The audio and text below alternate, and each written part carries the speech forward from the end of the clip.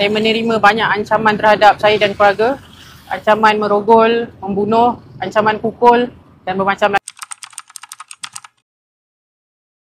Seorang wanita yang dikenali sebagai Sharina tampil membuat laporan polis berikutan dirinya diancam dengan ancaman rogue *L dan buli melampau gara-gara kontroversi melibatkan dirinya sebelum ini.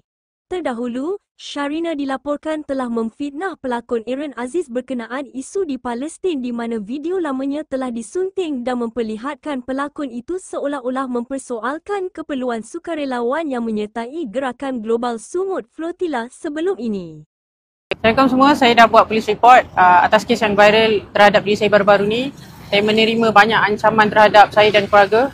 Ancaman merogol, membunuh, ancaman pukul dan bermacam lagi yang memberi tekanan pada saya dan keluarga. Saya harap pihak polis boleh bantu saya juga. Laporan yang dibuat adalah atas Seksyen 233 Akta Komunikasi dan Multimedia untuk mesej yang mengancam dan menghina, dan Seksyen 507C untuk membuli. Sebab sekarang kita ada seksyen yang baru tu kan. Okay, so bila dia bermula dari social media, kalau pendapat daripada orang sahaja it's okay. Tapi bila dah jadi ugutan jenayah macam ni, it's another case already. I don't think it's necessary and she has to do it sebab keselamatan dia dan keluarga dia. Sebab bila ancaman macam tu, she's also a woman, bergerak merata-rata ke sini. I just don't think that's necessary lah untuk orang ramai masuk campur dan membesarkan lagi lah isu yang ada. Harap kerjasama yang baik dari pihak polis, daripada pihak-pihak yang lain, dan insyaAllah lah, we're working on it lah, proceed accordingly. Assalamualaikum. Assalamualaikum semua. Saya akan post interview yang sepenuhnya, yang tak ada edit. So saya harap anda ambillah masa, dengar betul-betul video dan juga interview statement yang saya bagi. Soalan yang saya terima adalah, apa pendapat Datuk bila orang mengatakan artis-artis tidak menyokong isu-isu pasal Gaza? Saya buat interview tu pada 19 September. Dan masa tu pasal kes Sumut Flotilla saya tak sebut langsung apa-apa pun.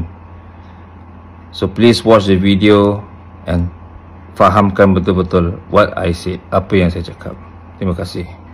This is a public apology to Dato' Aaron. Sincerely, I humbly apologize for the misunderstanding. My goal was to make anyone that have a platform realize having a platform can be a good or a bad impact to society. It doesn't matter which issue is happening. Zara, Sumut Flotilla, Gaza, and many more.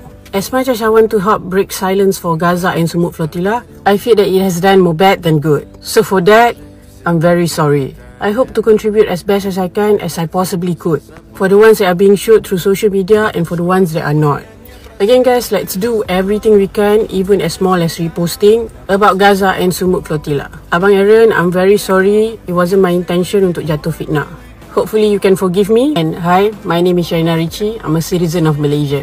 We demand the release of our fellow Malaysian that has been abducted by Israeli forces. Sumut Flotilla is a humanitarian non-violent solidarity mission.